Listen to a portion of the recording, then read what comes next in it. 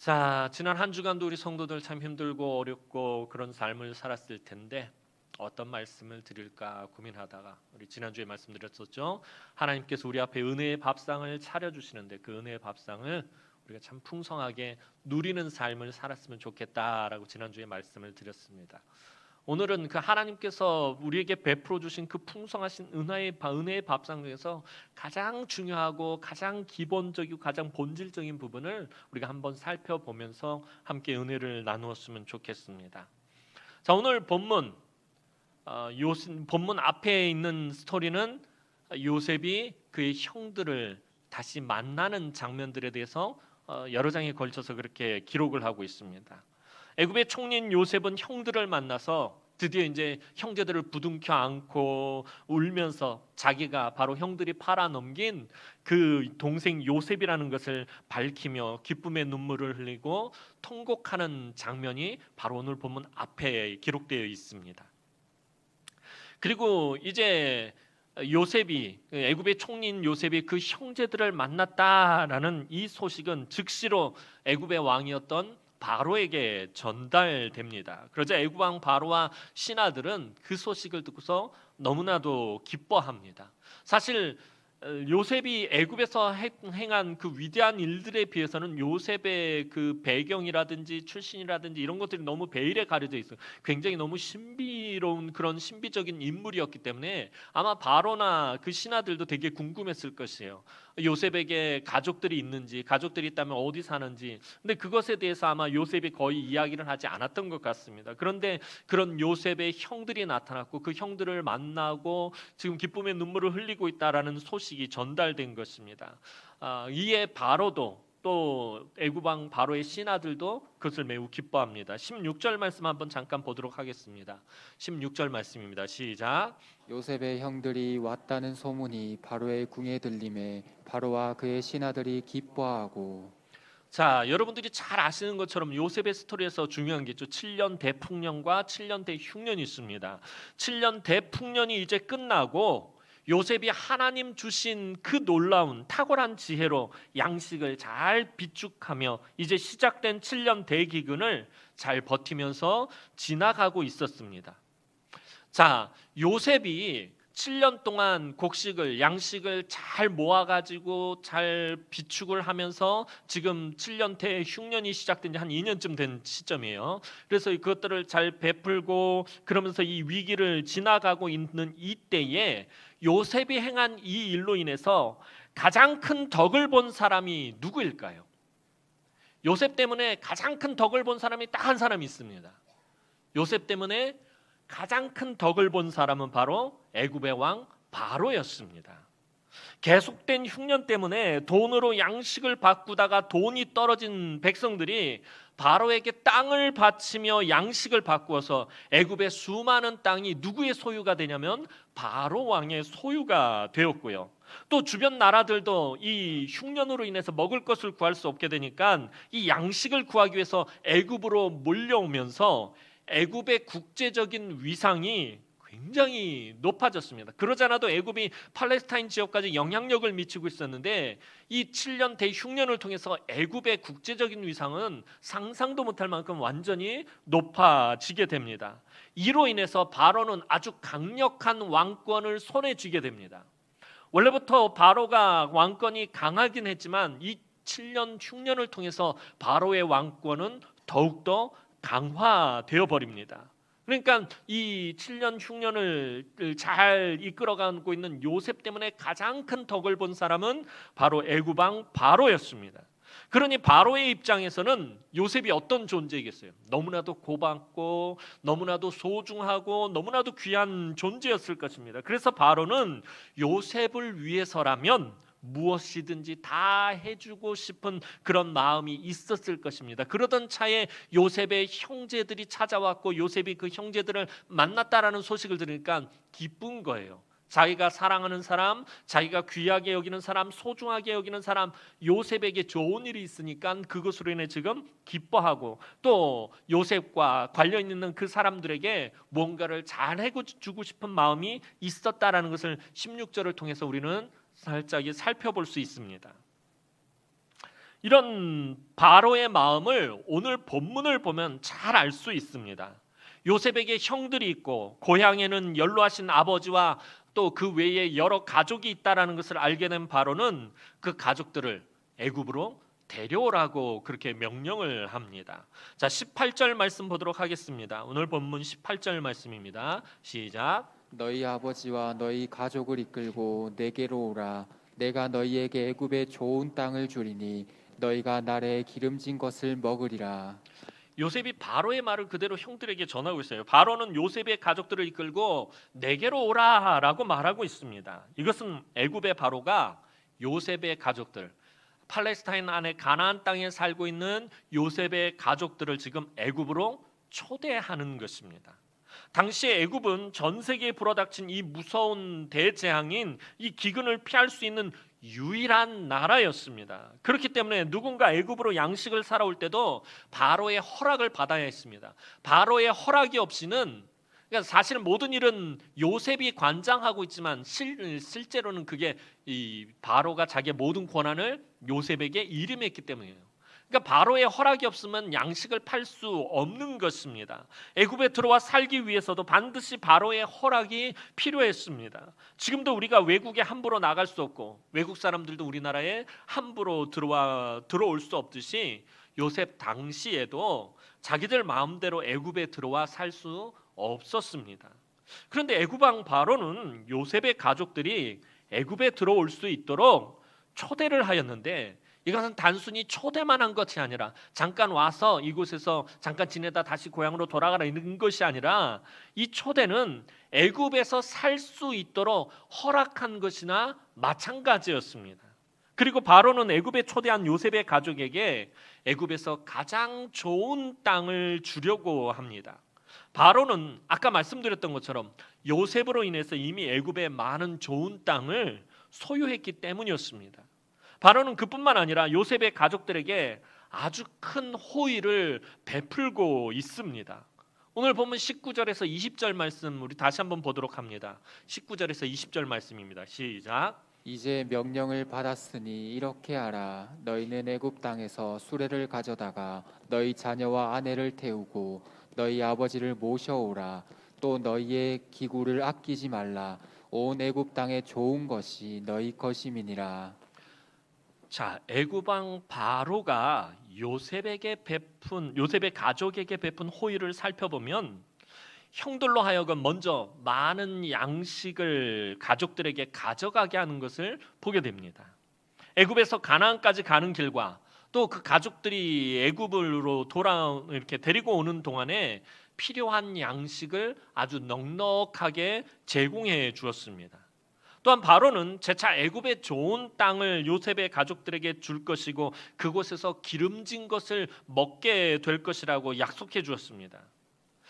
요셉이 지금 바로에게 청탁을 한 게 아니잖아요. 그죠? 요셉이 바로 왕이시여, 제가 그동안 애굽을 위해서 또 왕을 위해서 이렇게 헌신했으니까 우리 가족 좀 돌봐주십시오라고 이렇게 청탁을 한 게 아닙니다. 요셉이 바로에게 부탁을 한 것도 아닌데 바로는 요셉의 온 가족이 애굽에 들어와 살 수 있도록 초대해 준 것이었습니다.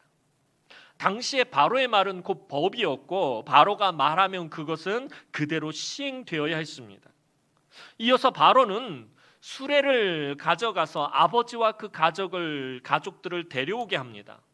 지금부터 약 3,700년 전인 이 요셉이 살던 당시에는 일반 사람들은요 수레라는 것을 구경도 못 해봤고 탈 수도 없었습니다. 내가 수레를 가지고 있다고 해서 그 수레를 마음대로 탈 수 있는 것이 아니었습니다. 이 수레는 요즘으로 치자면 가장 비싼 최고급 리무진 같은 그런 것이었습니다. 왕을 비롯한 높은 신분의 사람들만이 탈 수 있는 것이 수레였습니다. 애굽에서 가장 좋은 수레는 이 애굽 왕 바로 같다고요. 그다음 버금 수레는 이 요셉 총리 같다고요. 또 다른 수레들은 그 밑에 이제 높은 직위에 있는 그런 신하들이 타게 되어 있었습니다. 일반인들은 이 수레를 탈 수가 없습니다. 그런데 바로는 수레를 가져다가 요셉의 가족들이 애굽으로 오는 데 있어서 불편함이 없도록 편의를 봐주기까지 합니다. 또한 가나안 땅에서 쓰던 낡은 가재 도구, 초라한 살림살이를 비롯한 모든 기구들을 다 버리고 그냥 가나안 땅에다 싹 다 버리고 그냥 오라고 합니다. 그리고 애굽의 가장 좋은 새 것들로 몽땅 다 교체해 주겠다고 아주 선포를 해버립니다. 물론 우리가 읽지는 않았지만 바로 뒤에 이어지는 21절, 22절, 23절을 보면요, 바로가 계속해서 호의를 베풀고 있는 것들을 기록한 것들을 보게 됩니다. 어떤 호의를 베푸는지 더 자세하게 기록하고 있습니다.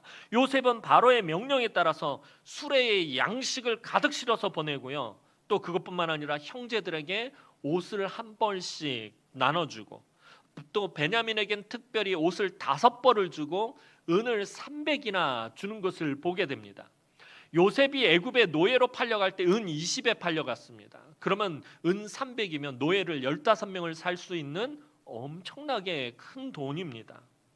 또 아버지 야곱을 위해서는요, 이 순나기 10필과 암나기 10필의 애굽의 아름다운 물품들과 또 야곱이 따로 먹을 곡식과 떡과 양식을 실어서 보냅니다.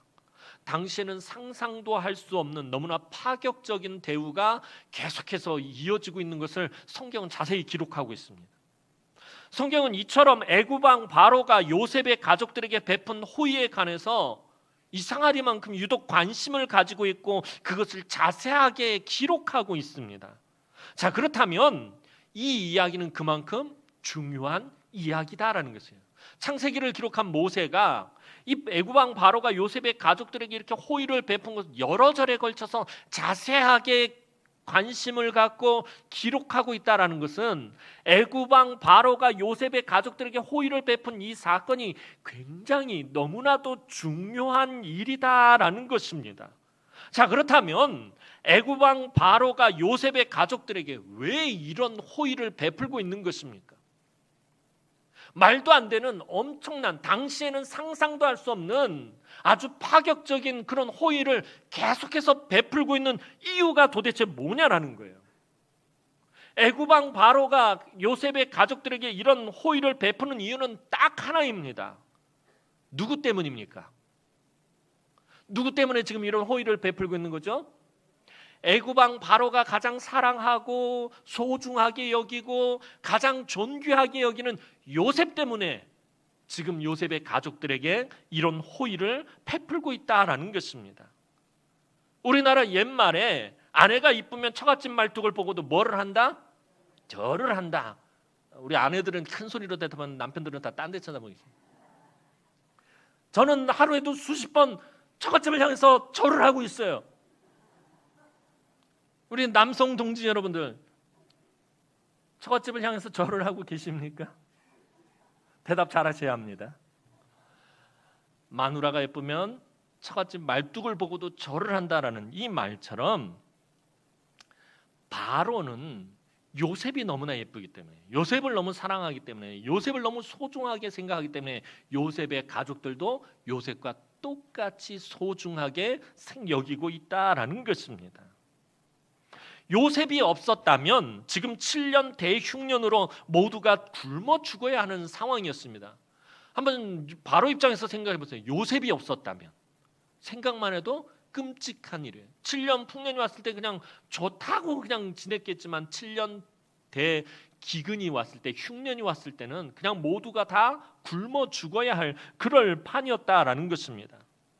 애굽의 사람들뿐만 아니라 주변 나라의 사람들도 모두가 요셉 때문에 이 전 세계적인 재앙과 위기를 극복하고 있는 것입니다. 요셉은 바로뿐만 아니라 모든 사람들에게 너무나 고맙고 소중한 사람이었습니다. 그러니 그 마음이 요셉의 가족들에게까지 이어진 것입니다. 사실 애굽 왕 바로는요, 요셉의 가족들을 잘 알고 있었을까요? 몰랐을까요? 오늘 만나기 전까지 몰랐을 거예요. 잘 알지 못했어요. 요셉의 형제들도 지금까지 살아오면서 애굽 왕 바로가 누군지 전혀 알지 못했어요. 애굽 왕 바로를 얼굴을 본 적도 없고 만난 적도 없고 그에 대해서 아는 것이 없었어요. 그냥 애굽에는 왕인 바로라는 왕이 있다라는 정도만 알고 있었지 애굽 왕 바로에 대해서 전혀 알지 못했습니다. 그런데 그렇게 서로가 모르게 살아온 양쪽이, 서로 만날 수 없었던 이 양쪽이 누구 때문에 지금 서로 알게 되고 누구 때문에 서로 만나게 된 거죠? 요셉 때문에, 요셉으로 인해서 서로 알게 되고 서로 만나게 된 것입니다. 바로는 요셉을 존귀하게 대우했고요, 요셉에 대한 사랑으로 요셉과 관련이 있는 사람이라면 모두 요셉처럼 대우했습니다. 이거 여러분이 잘 아는, 어디서 많이 본 그림 같지 않습니까? 이게 사실은 오늘 본문의 가장 중요한 키포인트입니다. 요셉이 누구를 상징하는 것입니까? 요셉은 예수 그리스도를 상징하는 것입니다. 예수 그리스도의 그 위대한 십자가 사건 때문에 예수와 관련된 사람이라면 그 사람이 누구이든지 간에 하나님이 크신 은혜를 베푸신다라는 것입니다.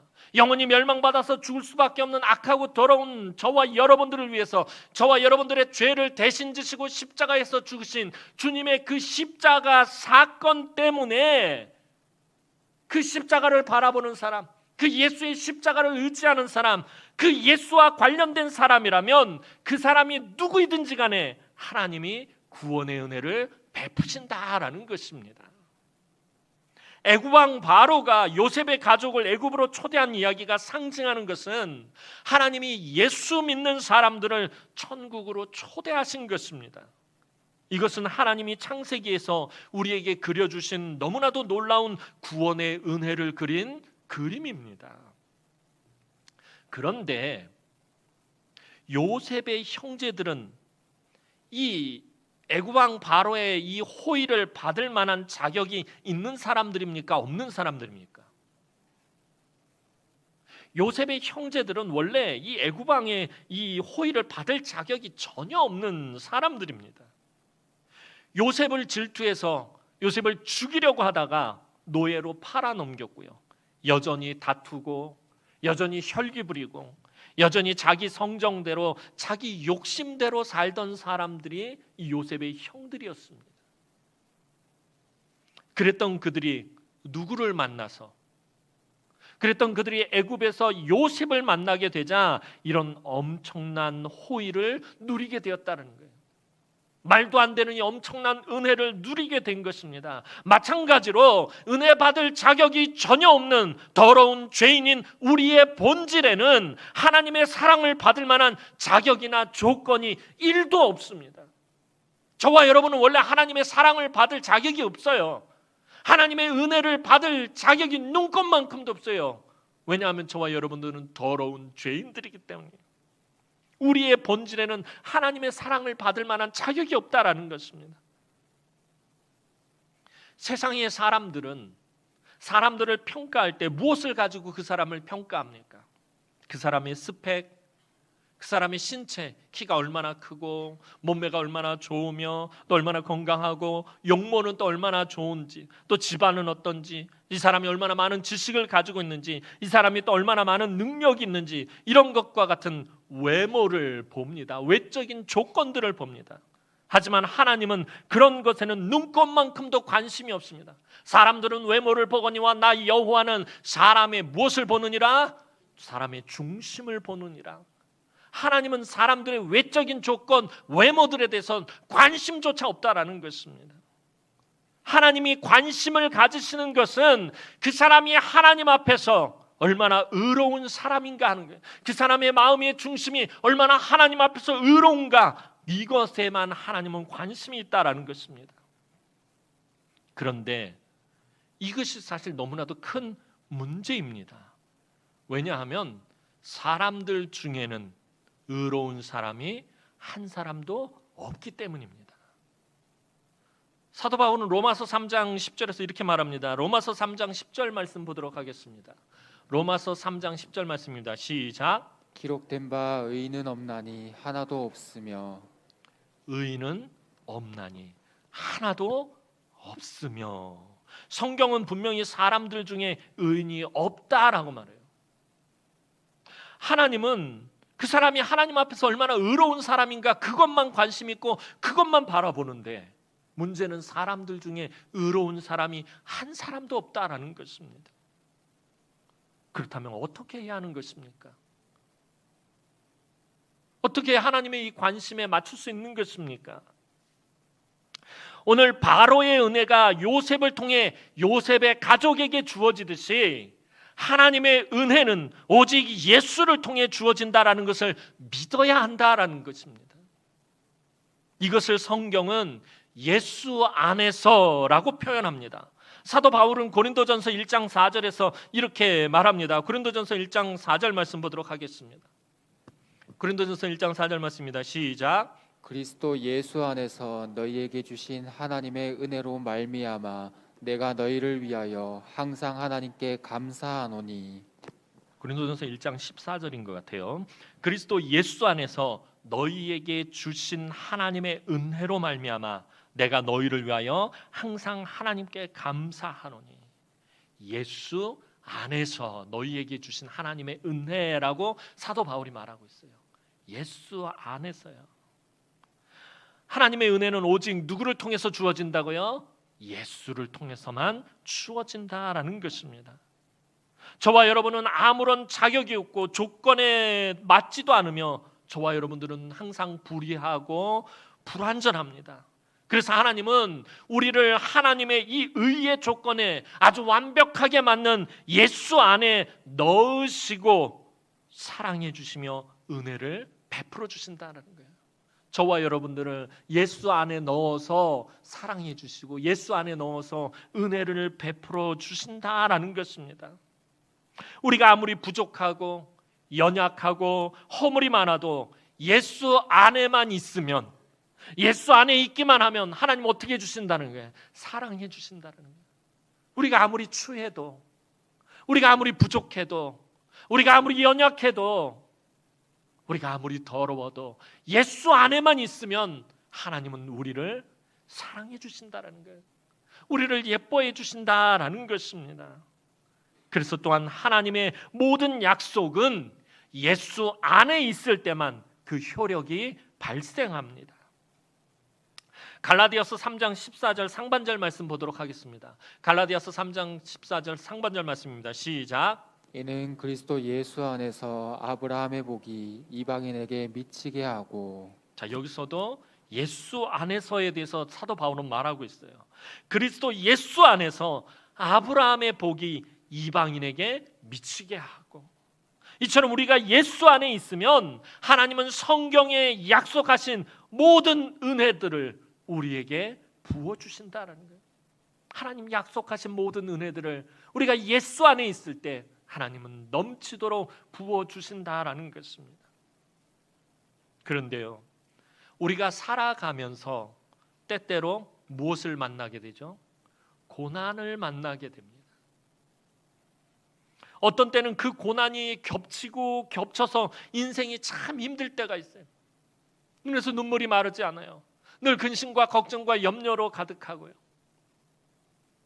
왜 이상하게 고난을 한번 찾아오면 줄줄이 이어서 찾아와요. 겹쳐서 찾아와요. 너무 힘들어요. 갑자기 생각지도 못했던 중병에 걸리기도 하고요. 암에 걸리기도 하고요. 멀쩡했던 자식이 갑자기 속을 썩이고요. 잘 되던 사업이 갑자기 힘들어지기 시작하고요. 좋았던 관계성들이 막 깨져나가기 시작하고 전혀 생각지도 못했던 그런 문제들, 어려움들이 찾아옵니다. 그때 우리 안에 드는 생각이 무엇입니까? 내가 죄가 많아서 이런 고난을 당하나? 제가 예전에 서울에서 부교육자 생활할 때 시험에 들거나 고난 가운데 있는 성도들을 찾아가서 신방하고 위로할 때면은 그 입에서 눈물을 흘리면서 늘 나오는, 거의 100% 나오는 말이 이 말이에요. 목사님, 내가 죄가 많아서, 내가 지은 죄가 많아서 제가 이렇게 고난을 당하나 봐요. 내가 죄가 많아서 이런 고난을 당하나, 이런 생각을 한 번쯤은 아마 다들 해보셨을 거예요. 부모님이 신앙생활을 안 해서, 가족 중에 누군가 죄를 지어서 조상이 우상 숭배를 해서 그 죄가 지금 나에게 미치나라는 그런 생각을 하게 됩니다. 여러분, 우리가 고난을 당하면 왜 이런 생각들을 하게 되는 것입니까? 왜 이 외에도 여러 가지 생각을 하며 이 두려움의 근원을 찾는 거예요. 이런 생각을 하는 이유는 이 두려움의 근원을 찾는 거예요. 이 문제의 이유를 찾고 싶은 거예요. 왜 나에게 이런 일들이 벌어졌나? 그 문제를 근원을 찾아내고 싶은 거예요. 왜? 그래서 거기에 책임을 묻고 싶은 거예요. 하지만 여러분들 당하는 그 고난에 대해서 여러분들이 아무리 그 근원을 찾아가 봐도 여러분 찾을 수 없고, 찾아봐야 내가 해결할 수도 없습니다. 이런 우리에게 성경은 분명하게 알려주는 것이 딱 한 가지 있습니다. 그것은 예수 안에 있는 사람에게는 죄의 저주가 더 이상 힘을 쓰지 못한다라는 것입니다. 따라서 저와 여러분들이 예수 안에 있다면, 예수를 믿는 사람들이라면 내가 죄가 많아서 이런 고난을 당하는 것이 아니다라는 것을 여러분들이 분명히 알아야 한다라는 것입니다. 예수 안에 있는 사람에게는 죄의 저주가 더 이상 어쩔 수가 없다라는 것입니다. 왜냐하면 예수 안에는 정죄함이 없기 때문입니다. 로마서 8장 1절 말씀 보도록 하겠습니다. 로마서 8장 1절 말씀입니다. 시작. 그러므로 이제 그리스도 예수 안에 있는 자에게는 결코 정죄함이 없나니. 그리스도 예수 안에 있는 자에게는 결코 정죄함이 없나니. 예수 안에 있으면 정죄함이 없다라는 거예요. 예수 안에 있으면 죄인이 아니다라는 것이에요. 예수 안에 있으면 더럽지가 않다라는 거예요. 예수 안에 있으면 부족하지가 않다라는 것입니다. 예수 안에 있기만 하면 더 이상 죄의 저주 아래 있지 않습니다. 저주를 받는 것이 아니라 하나님의 은혜와 사랑을 받습니다. 사랑하는 성도 여러분, 오늘 저와 여러분은 놀라운 왕의 초대를 받은 사람들이에요. 요셉의 형들과 요셉의 가족들은 바로의 놀라운 초대를 받은 사람들, 마찬가지로 저와 여러분들은 하나님의 놀라운 초대를 받은 사람, 이 세상 온 우주 만물을 창조하신 창조주 하나님의 초대를 받은 사람들이 저와 여러분들이에요. 우리가 받은 초대장, 저와 여러분들이 받은 초대장이 뭐예요? 저와 여러분들에게 하나님께서 보내신 초대장은 바로 예수 그리스도입니다. 이 초대장만 있으면 하나님 나라에 들어갈 수 있어요. 주님도 분명히 말씀하십니다. 내가 곧 길이요 진리요 생명이니 나로 말미암지 않고는 아버지께로 올 자가 없느니라. 하나님 앞으로 가는, 하나님께서 우리를 부르신 초대장이 바로 예수 그리스도입니다. 나의 모습과 나의 형편과 나의 처지와는 상관이 없어요. 아무리 부족하고 아무리 연약하고 아무리 허물이 많아도 예수와 분명히 관련되었다면 하나님이 예수 그리스도에게 베푸신 모든 것을 그대로 받을 수 있습니다. 이것이 말로 다 할 수 없는 하나님의 은혜입니다. 이 은혜는 늘 말씀드렸듯이 자격 없는 자에게 베풀어 주시는 놀라운 은혜입니다. 그런데 이 자격 없는 자의 은혜는 나의 행위로 얻는 것이 아닙니다. 여러분이 예배드리며 눈물을 흘렸다고, 여러분들이 헌금을 많이 드렸다고, 여러분들이 착한 일을 많이 했다고, 그렇다고 해서 얻게 되는 것이 아닙니다. 우리 신앙생활을 오래 하다 보면 우리가 빠지게 되는 오류가 있어요. 우린 내가 열심히 하면 나보다 열심히 하지 않는 사람을 바라보며 그 사람에게는 은혜가 없을 것이라고 판단해요. 내가 한 그 열심이 나의 의가 되어서 다른 사람들을 판단하고 어느덧 다른 사람들을 정죄하게 된다는 거예요. 나만큼 열심히 하지 않으면 저 사람이 은혜 받지 않았다고 생각하고, 나만큼 열심히 헌신하지 않으면 저 사람이 복을 받지 못할 것이라고 생각한다는 거예요. 어느덧 내가 한 열심, 내가 했던 섬김, 내가 했던 헌신이 나의 의가 되어서 다른 사람들을 판단하고 있다는 것입니다.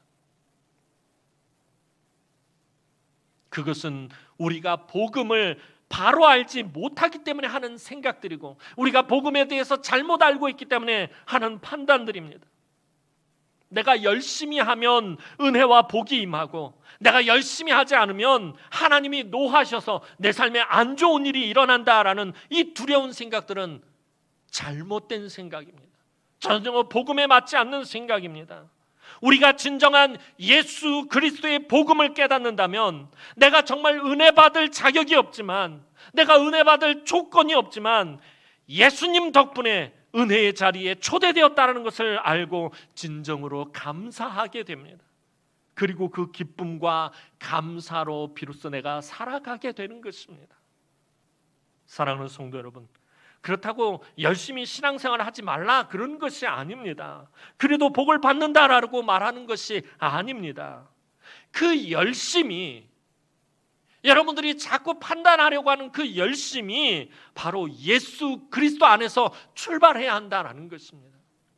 여러분들이 열심히 드리는 예배, 여러분들이 열심히 하는 기도, 여러분들이 정말 피땀 흘려가면서 하는 섬김과 헌신이 여러분들의 자기 의에서 비롯된 것이 아니라 예수 그리스도 안에서 비롯된 것이어야 한다라는 것을 말씀드리고 싶은 것입니다.